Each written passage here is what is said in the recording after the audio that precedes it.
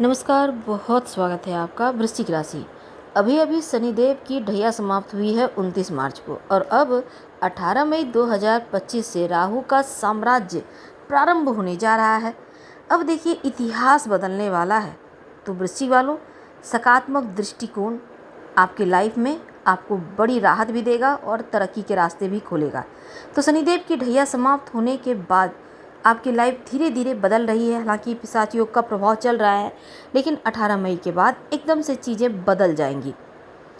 तो सबसे पहले समझते हैं कि शनिदेव की ढैया जब चल रही थी तो बहुत सारी मुश्किलें थी, लेकिन उनकी ढैया समाप्त होने के बाद अब जब राहु का महापरिवर्तन होगा, मीन राशि से निकलकर कुंभ राशि में, यानी आपके चौथे भाव में राहु आएंगे, तब आपकी लाइफ पर इसका प्रभाव देखने को मिलेगा।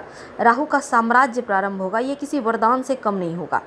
देखिए, राहु का जो महापरिवर्तन है, इसको हम सर्वशक्तिशाली राशि कुंभ में प्रवेश करेंगे, और ये महापरिवर्तन को ही इसलिए साम्राज्य कहा जा रहा है क्योंकि यहाँ कुंभ राशि शनिदेव की राशि है और राहु के मित्र का घर है। अब मित्र के घर में कोई भी जाता है तो बिंदास होता है। बिल्कुल बिंदास होंगे तो आशीर्वाद भी खूब देंगे, आपको लाभ भी खूब करवाएंगे। तो 18 मई के बाद जब ये चीज़ें एक्टिव हो जाएंगी, ग्रहों का खेल शुरू होगा, तो जो परेशानियाँ थी लाइफ में वो समाप्त तो होंगी ही, साथ ही आपको चारों दिशाओं से आपके जीवन में तरक्की होगी।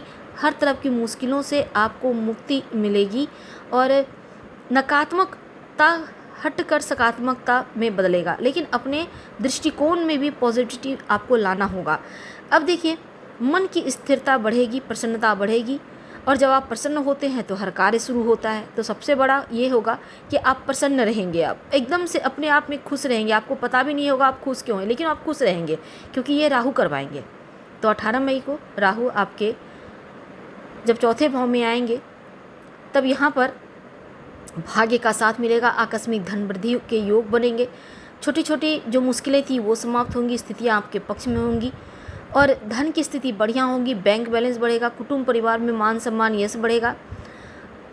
राहु महाराज गलतियों से आपको बाहर रखेंगे, यानी आपको गलती करने नहीं देंगे। बस आप शांत रखिए खुद को, अपने व्यवहार में विनम्रता लाइएगा। थोड़ा सा विश्वास करके आप ये समझ लें कि 18 मई के बाद आपको लगेगा कि खुली आंखों से आप सपना देख रहे हैं। सब कुछ एकदम से चेंज होगा और बार बार जो भी गलतियाँ थी वो आप सोच सोच के ग्लानिंग से भरेंगे क्योंकि कैसे गलती कर लिया। लेकिन अब कोई बात नहीं, जो बीत गई सो बात गई। परिवार कुटुंब में धर्म कार्य होंगे, शुभ मंगल कार्य होंगे, यश मान सम्मान बढ़ेगा। राहु जितना परेशान कर रहे थे आपके लिए पंचम भाव में बैठकर, अब चतुर्थ भाव में बैठकर उतनी ही कृपा बरसाएंगे क्योंकि कलयुग के राजा हैं। भौतिक सुविधाओं को बढ़ाएंगे। अब आपका अकाउंट तो धन से बढ़ेगा ही, कार्य क्षेत्र में भी एकदम से आपका ग्रो करेंगे, रुतबा बढ़ेगा, व्यापार वृद्धि के योग बनेंगे। जॉब करते हैं तो तनाव कम होगा, बॉस भी अब आपको नोटिस करेंगे। ट्रांसफ़र की चाह रहे थे, ट्रांसफ़र करवाएगा। तो सकारात्मक दृष्टिकोण जॉब की अवस्था के मामलों में भी बढ़िया है और बेवजह के खर्चों से मुक्ति दिलाएगा। एक से ज़्यादा स्रोत से धन आएगा, विदेशी ज़मीन से खासकर आपको लाभ देगा।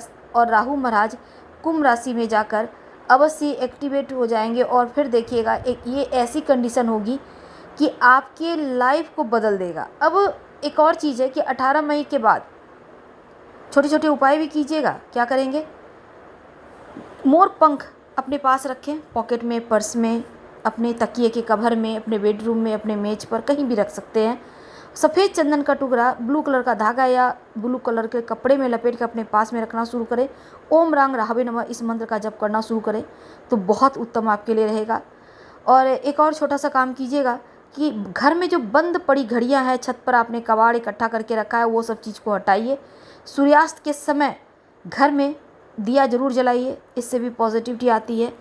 और नमक मिले पानी से पोछा लगवा पाएँ तो बहुत अच्छा है। हम आपसे विदा लेंगे। धन्यवाद।